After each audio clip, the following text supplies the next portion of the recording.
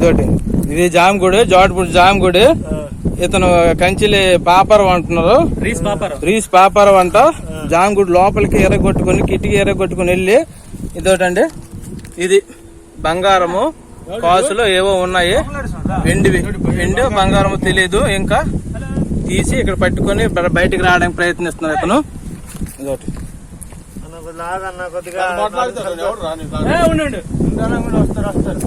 ఇది జామగుడి, జోటపూడి జామగుడి. మొత్తం ఎర్రగొట్టుకుని ఇతను ప్రయత్నించడమైనది.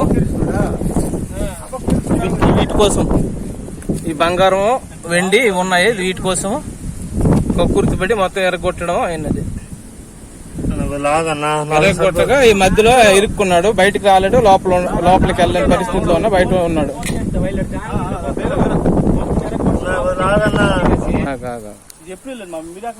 నేను అవతల